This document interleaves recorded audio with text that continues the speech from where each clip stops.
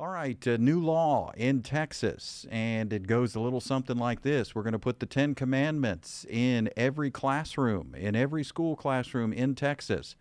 And Governor Abbott says for 200 years, the Ten Commandments were displayed in public buildings and classrooms across America to instill strong moral character in our children and among our communities.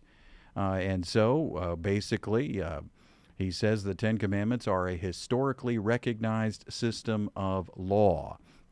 That's good. Nothing wrong with that. Nothing wrong with the law if you use it properly. But the law is designed to drive us to grace. The whole point of the law is that you can't keep it. Let me give you some examples. So we're going to put the Ten Commandments in every school classroom in Texas. And then every single week, we're going to break them.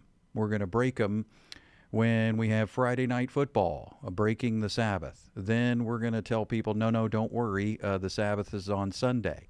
So then we're going to break it with Sunday night football. Any sort of work organizing these events on a Sabbath is one of the Ten Commandments. So then we're going to tell people, don't worry, Jesus fulfilled the Sabbath.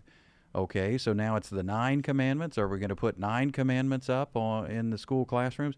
See, I'm just saying that there's a whole lot of confusion surrounding law and grace, and we Christians, 2,000 years after Christ, we still don't have it straight. The whole point of the law is you can't keep it. The law kills, and the Spirit gives life. So nothing wrong with the Ten Commandments, nothing wrong with the law. It's perfect and holy and good, but the point of it is that you can't keep it, and it is supposed to drive you to God's grace instead. If you want true morality, don't look to Moses, look to Jesus. If you want to sin more, look to Moses. If you want to sin less, look to Jesus. The Scripture says this in the New Testament. It says the law came in so that the transgression might increase. Now, do you find that interesting?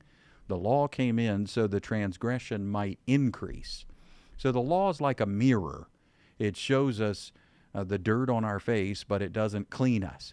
So our hope for America's children, our hope for children across the world, is not Moses, but Jesus. Moses can show us the dirt on our faces, spiritually speaking, but he cannot clean us. We turn to Christ for that. So the law came in so that the transgression would increase, Paul writes. And he also says the law kills. And concerning the Ten Commandments, you know 2 Corinthians chapter 3, don't you? Well, if you don't, flip over there, Google it, look it up on your phone. 2 Corinthians 3, starting in verse 6, it says that there was a ministry engraved on stone, and that ministry was a ministry of condemnation and death, and that there's a greater ministry today, and that is the ministry of God's Spirit, the ministry of the new covenant. What if we had crosses? What if we had a rendering of empty tombs in every classroom in Texas, in every classroom in America or in the world? Now, wouldn't that be something? We'd be putting the focus on Jesus and not just Moses. Well, that's my commentary on this decision. An interesting one, and yet, not unexpected, because I think it's pretty common in Christian culture, in American culture, in religious culture, to think, well, if we just prop up the Ten Commandments, we're going to get better behavior. Well, actually, when you look at the biblical perspective on the law, it doesn't actually bring about better behavior. It actually shows people their spiritual bankruptcy, their inability to keep it. Paul said, "Miserable man that I am." It causes nothing but coveting of every kind in my life. Coveting of every kind, because I was trying to obey, thou shalt not covet.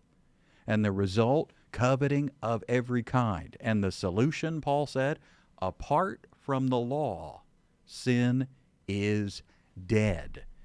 So what if we taught our children that?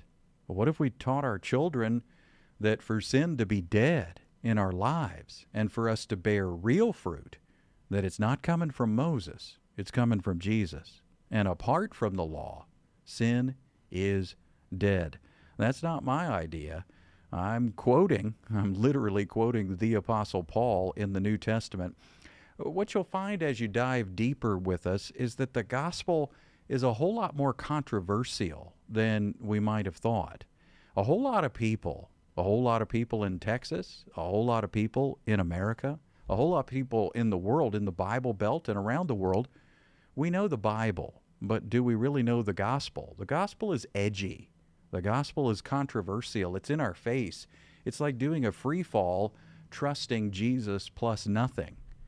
100% natural, no additives, not Jesus plus the law, not Jesus plus the 10, not deleting the Sabbath and Jesus plus the 9, Jesus plus nothing.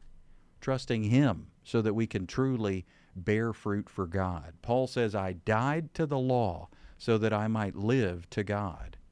So whether you're looking at 2 Corinthians 3, where the 10 Commandments are called a ministry of death, or you're looking at Paul's prime example, thou shalt not covet, which resulted in coveting of every kind in his life. I don't want that in my life. Do you? Do you want more bondage, more slavery to sin? You want freedom, don't you? Well, you don't find it from Moses. You don't find it in tablets of stone. You find it when you admit your bankruptcy and your need for Christ. And He cleans house, and He moves in, and He gives you that new heart. And then you start living not from stone, but from your new living heart where Christ dwells. Now that's Christianity, folks. That's the gospel. Not morality, not ethics. That is a spirit-driven life, and that is the authentic gospel.